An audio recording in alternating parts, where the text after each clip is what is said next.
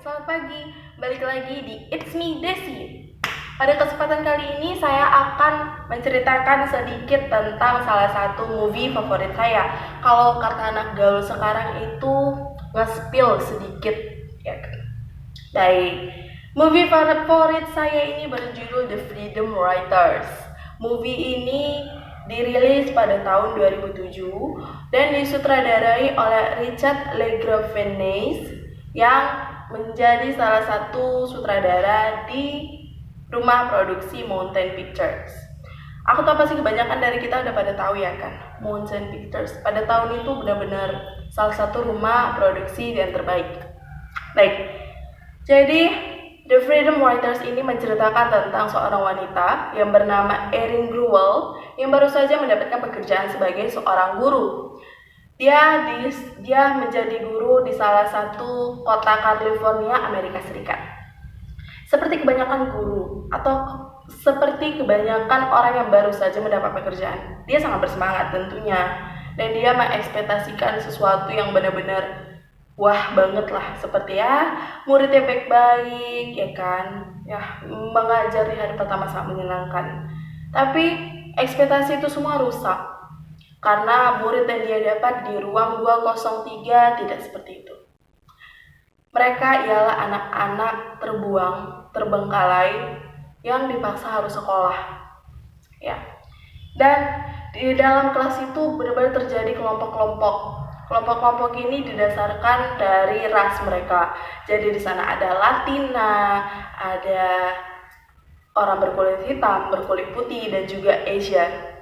Baik. Dan udah pasti mereka satu sama lain saling membenci. Jadi pada saat itu, rasisme di kota tersebut benar-benar luar biasa, terkhusus bagi anak-anak mudanya. Ya kan? Ya, jadi hari pertama yang diekspektasikan oleh Erin itu benar-benar hancur. Hari pertama dia mengajar, bahkan muridnya dapat berkelahi besar hanya karena hal kecil, hanya karena mengolok-olok saja. Dan pada saat itu di dalam sekolahnya juga sedang berantem, murid-murid mereka sedang berantem. Ya dia mengalami mental shock, ya kan, kayak wah, ngedown. Bagaimana? Apakah aku bisa menjadi guru yang baik? Apakah aku bisa mengajarkan murid-murid aku? Tapi dia tidak habis akal. Dia memikirkan satu cara, yaitu dengan dia memberikan diary seperti buku catatan yang harus dicatat setiap hari oleh murid-muridnya. Terserah mau catat apa saja, mau catat lagu, mau catat senang atau sesuatu yang sangat menyedihkan, itu terserah mereka. Baik. Tapi usaha pertamanya ini cukup didengar, cukup dilaksanakan oleh murid-muridnya setelah melalui cekcok sedikit. Baik. Dan ketika murid-muridnya selesai mengumpulkan itu, dimasukkan ke dalam sebuah lemari yang ada di kelas mereka, Erin membacanya satu persatu. Yang ia dapatkan ya benar-benar terteguh hatinya karena dia mengetahui sisi lain dari murid-muridnya yang nakal ini. Bahkan ada yang pas masih kecil tidak sengaja membunuh temannya dan dia dimasukkan ke dalam penjara anak-anak. Ada juga yang orang tuanya diculik pada saat dia masih kecil.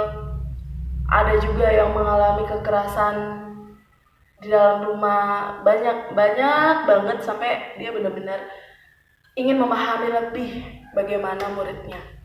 Dia ingin muridnya itu dapat bersekolah dengan normal, dapat belajar dengan normal.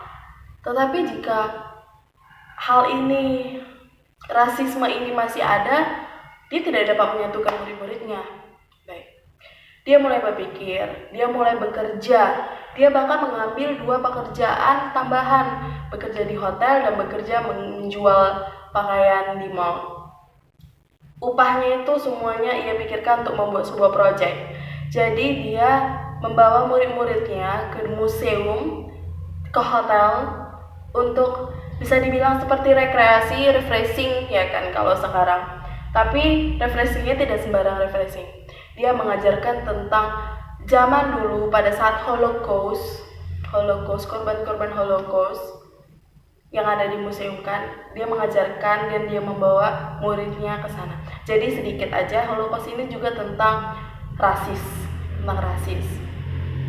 Baik. Perlahan-lahan muridnya kembali membuka pikiran mereka, kembali menjadi seperti paham, oh iya, aku tidak boleh seperti ini, aku tidak boleh seperti ini, aku harus seperti ini. Bahkan ada yang lebih menyedihkan daripada aku. Mereka mulai bersyukur perlahan-lahan dan mulai berbaikan. Metode yang diajarkan Erin ini ternyata dapat membangkitkan kembali semangat siswa-siswanya. Tidak hanya itu, terkadang juga Erin membuat seperti games. Dia membuat games, ada games tentang meneriaki satu sama lain, atau banyak sekali game yang diajarkan Erin kepada murid-muridnya agar mereka dapat berteman kembali, mereka dapat bersatu, ya kan? Paling enggak di dalam satu kelas itu mereka dapat berteman, ya. Dan sampai ketika Erin mengajak muridnya itu bertemu dengan salah satu korban Holocaust. Dan yang sangat spesial di dalam film ini, ternyata ketika pada saat itu Erin membawa beberapa pembicara, orang yang bercerita tentang yang merupakan salah satu korban Holocaust. Di dalam film itu yang memerankannya ialah korban asli. Sehingga ekspresi ketika para murid itu mendengarkan korban Holocaust ini benar-benar sangat serius karena memang itu adanya. Baik. Jadi ketika pada saat itu semakin banyak murid-muridnya makin sayang kepada Erin, semakin menghargai Erin, karena pada awalnya mereka tidak menghargai Erin sebagai seorang guru, seperti itu. Jadi sampai di saat begitu banyak konflik, Erin mendapatkan pekerjaan tambahan dan tentu saja suami Erin merupakan orang yang tidak dapat mendukungnya, tidak dapat mensupportnya. Suaminya merasa kalau dia itu tidak diperlukan lagi sebagai seorang suami karena Erin mengambil keputusannya sendiri. Dan dia merasa perhatian yang diberikan Erin kepadanya semakin lama semakin menipis. Sampai akhirnya Erin dan suaminya bertengkar hebat dan mereka bercerai. Erin disuruh memilih. Siapa yang dipilih? Muridmu atau aku suamimu? Tapi Erin sadar kalau dia tidak dapat meninggalkan murid-muridnya. Dia merasa muridnya itu sudah seperti keluarganya. Dan dia pun meninggalkan suaminya. Ya, suaminya adalah bad person. Baik, setelah itu ketika selesai di semester atas, sudah mau kelas 3 SMA, Erin hanya mengajar di kelas 1 dan kelas 2 dan murid-muridnya tidak ingin berpisah darinya. Karena mereka sudah menganggap mereka itu adalah keluarga. Di film ini kita bakal sedih, kita bakal nangis di beberapa momen. Apalagi pada saat perpisahan ini. Pada masa perpisahan itu bahkan muridnya benar-benar menentang dan memikirkan hal-hal gila untuk dapat bersama dengan gurunya lagi. Setelah itu gurunya menyusulkan Erin agar berbicara kepada, bisa dibilang, yayasan. Erin pun berbicara kepada yayasan bersama dengan kepala sekolah mereka, kepala sekolah di SMA itu. Sedikit aja ya. Jadi kepala sekolah itu menentang semua yang dilakukan oleh Erin karena dia merasa anak-anak nakal itu tidak akan pernah berubah. Anak-anak nakal itu akan tetap membuat masalah. Jadi dia merasa apa yang dilakukan Erin itu tidak perlu, tidak pantas karena mereka hanya baik di situ aja. Lepas dari situ mereka akan tetap nakal. Tapi Erin merasa itu tidak benar. Baik. Dan Erin pergi bersama kepala sekolahnya itu untuk menjumpai yayasan. Dan ya, karena perjuangan Erin, dia dapat mengajar kembali menjadi guru di kelas 3. Tapi itu semua belum dikatakannya kepada murid-muridnya. Baik, dia mempunyai ide. Dia tahu ketika murid-muridnya sedang sedih, ya kan, dia menghibur murid-muridnya dengan berkata seperti ini. Mungkin ini adalah tugas terakhir saya buat kalian. Saya ingin kalian menulis kembali diary kalian, mencurahkan semua diary kalian dengan mengetiknya. Kita akan menjadikannya menjadi satu buku, kata Erin. Baik, mungkin buku ini sebenarnya Erin tidak menjanjikan apakah buku ini akan dijual atau bagaimana, tapi ya itu akan menjadi kenang-kenangan buat kalian semua, katanya seperti itu. By the way, komputer yang mereka gunakan itu juga disponsori oleh yayasan. Jadi dari awal itu yayasan dan Erin sudah menjadikan yayasan itu menjadi backingnya, karena dia tahu aku dapat melakukan yang terbaik buat murid-murid aku, jadi mohon support aku, katanya, kurang lebih seperti itu. Baik, mereka menyatukan bukunya, mereka membuat buku itu yang berjudul The Freedom Writer's Diary. Dan ketika Erin sudah menyelesaikan bukunya, dia membawanya kepada yayasan. Itulah yang membuat yayasan mulai, wah, ternyata murid-murid ini benar-benar luar biasa, dan dia memberikan izin kepada Erin untuk menjadi murid kelas 3. Dan ya, dia kembali mengajar dengan anak-anaknya. Dan happy ending. By the way, cerita ini based on true story. Nanti aku akan melampirkan fotonya di sini atau di sini agar teman-teman sekalian mengerti.